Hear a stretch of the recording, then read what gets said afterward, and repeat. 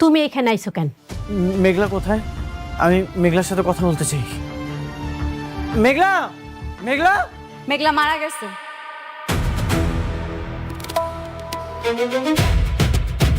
আশা করি মহান আল্লাহর অশেষ রহমতে আপনারা সবাই ভালো আছেন। আপনাদের সবাইকে জানাই আন্তরিক শুভেচ্ছা ও স্বাগত। আজকে আমরা আলোচনা করব গরিব ঘরের রাজপুত্র নাটকের ৩৭ নম্বর পর্ব নিয়ে। গত পর্বে যে হৃদয় বিদারক ঘটনা ঘটেছিল তার পরিণতি নিয়েই সাজানো হয়েছে আজকের পুরো পর্ব। তাই ভিডিওটি শেষ পর্যন্ত দেখুন, কারণ আজকের গল্পে রয়েছে এমন কিছু ঘটনা যা অনেক, মেঘলা এবং তাদের পরিবারের জীবনকে সম্পূর্ণ বদলে দেবে।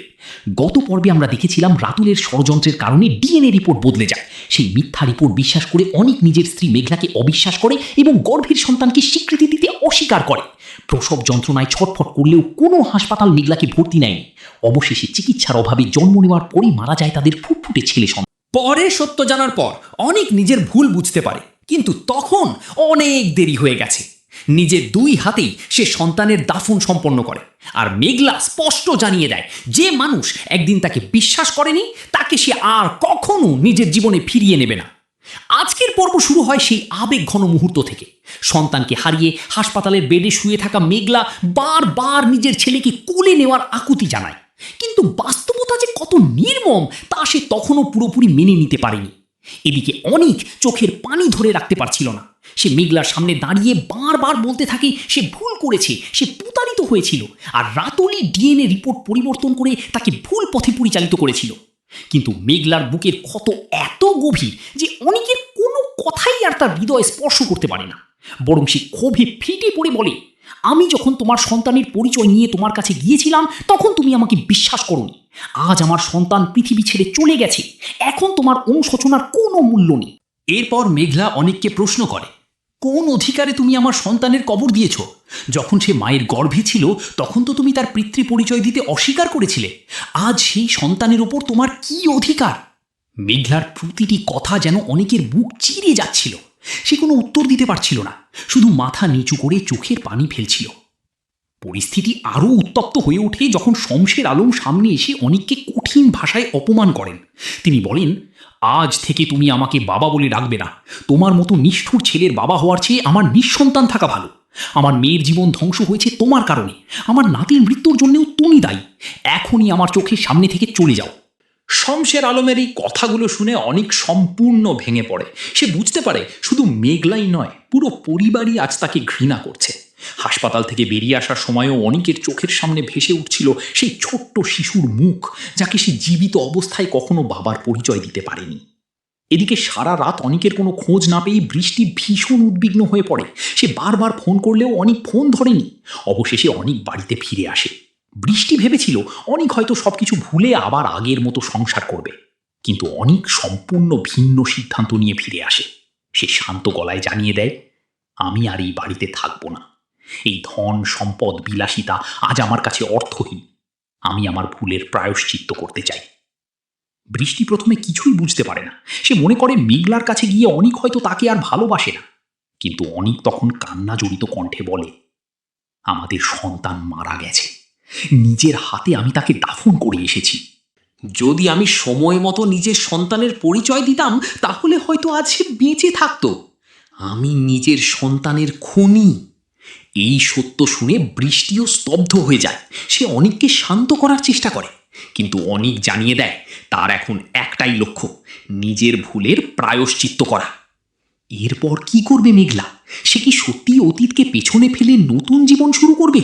আর অনিক কি কোনোদিন মেঘলার ক্ষমা পাবে? এই প্রশ্নগুলোর উত্তর মিলবে পরবর্তী অংশে। অনিকের জীবনে যখন অনুশোচনা ছাড়া আর কিছুই অবশিষ্ট নেই, ঠিক তখনই অন্যদিকে মেঘলা একটি নতুন সিদ্ধান্ত নেয়। হাসপাতাল থেকে ছাড়া পাওয়ার পর সে বুঝতে পারে যে বস্তিতে থেকে সে এতদিন ভালোবাসা খুঁজেছে, সেই জায়গা তাকে শুধু কষ্টের স্মৃতিই দিয়েছে। তাই সে সিদ্ধান্ত নেয় এবার নিজের বাবা শমশের আলম এবং মাকে নিয়ে তাদের প্রকৃত বাড়িতে ফিরে যাবে।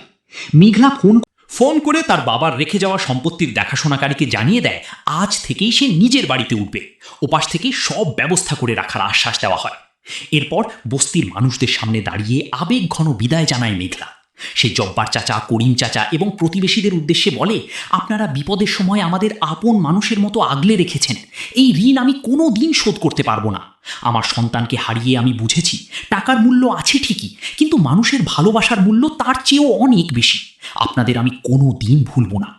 মেঘলার কথা শুনে পুরো বস্তির মানুষ আবেগে আপ্লুত হয়ে পড়ে। সবাই তার জন্য দোয়া করে। এদিকে অনেক সবকিছু ছেড়ে মেঘলার কাছে ফিরে যাওয়ার সিদ্ধান্ত নেয়। সে নিজেই বলতে থাকে, যে গরিব অনিককে মেঘলা ভালোবেসেছিল, আমি আবার সেই অনিক হই তার কাছে ফিরব।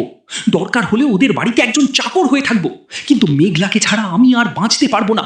এই আশায় অনিক ছুটে যায় বস্তিতে, কিন্তু সেখানে গিয়ে সে জানতে পারে মেঘলা আর সেখানে নেই। একজন প্রতিবেশী তাকে জানায়, অনিক ভাই, মেঘলারা বস্তি ছেড়ে চলে গেছে। শহরে ওদের বিশাল একটা বাড়ি আছে, এখন তারা সেখানেই থাকে। এই কথা শুনে অনেক কিছুক্ষণের জন্য স্তব্ধ হয়ে যায়। সে কখনো ভাবতেই পারেনি মেঘলার এমন পরিচয় আছে।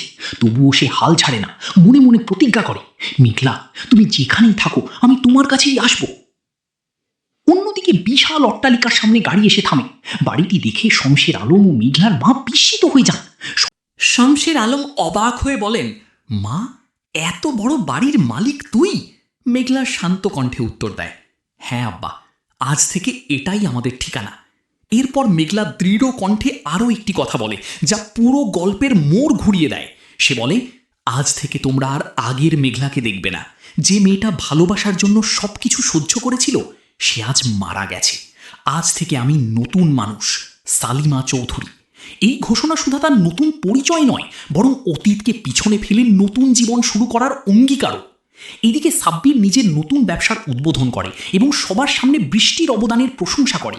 সে জানায় বৃষ্টির অনুপ্রেরণাতেই সে আজকের অবস্থানে এসেছে। কিন্তু বৃষ্টির মন ভালো নেই। অনেকের সঙ্গে যা ঘটেছে, সন্তানের মৃত্যুর খবর, সব মিলিয়ে সে ভীষণ ভেঙে পড়েছে। শেষ থেকে অনেক অবশেষে সেই বিশাল বাড়িতে পৌঁছে যায়। গেটের সামনে দাঁড়িয়ে সে বারবার বলতে থাকে, আমি মেঘলার সঙ্গে দেখা করতে চাই। কিন্তু নিরাপত্তারক্ষী তাকে জানিয়ে দেয়, এখানে মেঘলা নামে কেউ থাকে না, এটি সালিমা গ্রুপের মালিকের বাড়ি। অনেক তখনও বিশ্বাস করতে পারে না। সে বারবার চিৎকার করে ডাকতে থাকে, মেঘলা, মেঘলা। ঠিক তখনই ভেতর থেকে একটি কণ্ঠ ভেসে আসে, মেঘলা মারা গেছে। এই একটি সংলাপেই শেষ হয়ে যায় আজকের পর্ব। প্রিয় দর্শক, সত্যিই কি মেঘলা মারা গেছে, নাকি সে নিজের অতীতকে হত্যা করে সালিমা চৌধুরী হিসেবে নতুন জীবন শুরু করেছে? অনিক কি কোনোদিন তার ক্ষমা পাবে? এই সব প্রশ্নের উত্তর মিলবে আগামী পর্বে। আজকের ভিডিও যদি আপনাদের ভালো লেগে থাকে, তাহলে ভিডিওটি লাইক করুন, বন্ধুদের সঙ্গে শেয়ার করুন এবং এমনই প্রতিদিন নতুন নাটকের সম্পূর্ণ গল্প ও বিশ্লেষণ সবার আগে দেখতে আমাদের চ্যানেলটি সাবস্ক্রাইব করে পাশে থাকা বেল আইকনটি অন করে রাখুন। আল্লাহ হাফেজ।